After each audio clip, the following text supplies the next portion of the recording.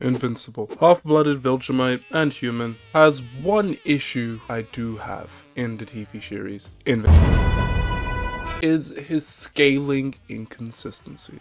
Hello guys, my name is EDS here, and today I will be explaining why I don't think Invincible knows what it's doing with Mark. Invincible, released on Amazon Prime in 2020, the TV series I will be talking about, features Mark Grayson as a young teenage superhero with its own twist on it. This show is really good. In my opinion, I loved watching this show. I started watching it in 2020.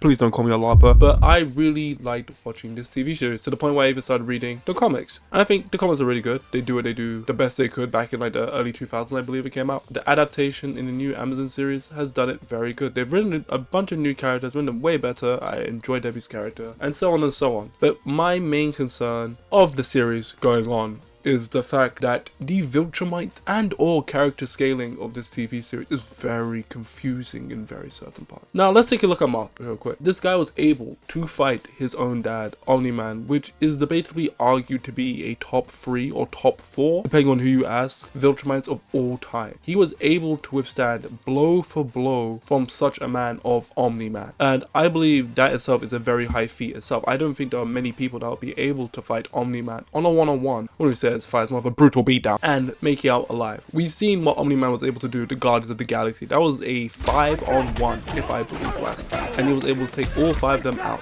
and such a people as Immortal was in that fight. So that itself is a very strong superhero feat. Not only that, Mark was able to withdraw Battle Beast, and we've seen what Battle Beast is up to and can do, and me personally, that's one tiger I'm not touching. But hey, that's Mark's problem.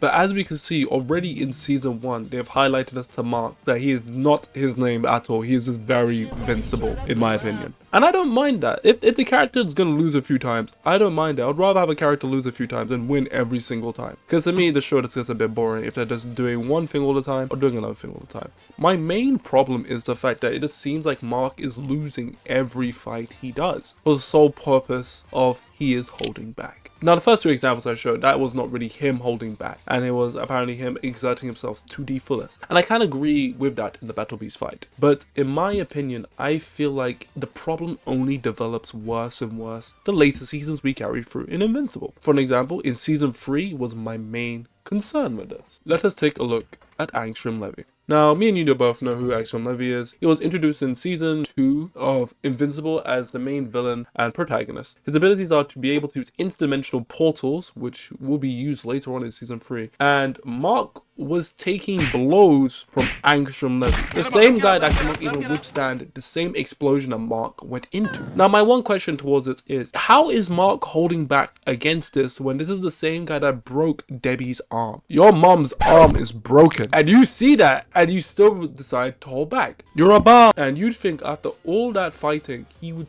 next time he sees that guy, you would feel like he's on sight. You'd be absolutely wrong. Now, this brings me to my main concern of the Invincible Variants. I know them, you know them, the little wobbly edits, which I still do watch till this day. I love them. From the jump of season 2 to season 3, Mark goes through an intense training arc, which he's increased his strength significantly. And that has been mentioned in the show multiple times by both Cecil and Donald. My main concern is the Invincible Variants that were brought by Angstrom Levy were confirmed to be Mark's back from season 2 and season 1, meaning that the strength that our current Mark possesses has to be higher than the Invincible Variants. Now, some of them are a bit stronger. I do know Prism Mark is one of the most strongest Invincible Variants there is there. But Mark didn't even fight those 2. He fought Shiesty Mark, as I say it, and Omni-Mark. Now, my main concern of this is, even though he was fighting with Eve, he still thought he needed to hold back in the fight. Now, you know these Invincible Variants are given the task to destroy and break everything in this earth. And you knowing this information, they still decide to hold back on Invincible Variants that you know you are stronger than. Now, this is my problem with the Invincible writing at times, because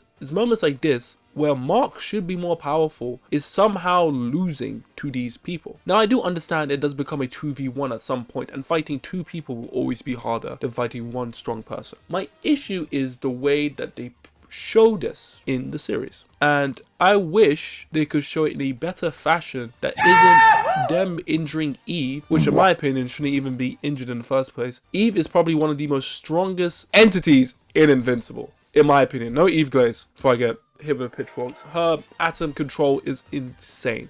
I feel like before I even go to an Eve tangent, let's just leave it as that Eve should be stronger than she is written so far in the series. And avoiding all of her getting cracked and everything, we'll get to that in season 4 in a bit.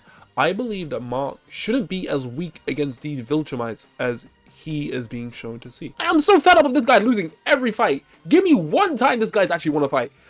I'm looking at you right now. You tell me when this guy's want to fight. Without Eve. I'm not talking about a conquest fight. We'll get to that. Name me one fight this guy's won. No, he doesn't win. This guy doesn't win at all. And my one problem with this series is not that he doesn't win. He doesn't win when it makes sense for him to win. Now, there are times that he does win, and one of my key examples of this is the Conquest fight. Now, I was a big fan of the Conquest fight when it came out in season 3. I was screaming, you were screaming, stand ready for your arrival. We were all on that shit. Me and you were all ready for that fight. And when we watched that fight, it made sense. Conquest is more than 3,000 years old. We know that Viltrumites age. They become stronger with age. Except for the sole exception of Mark, of course.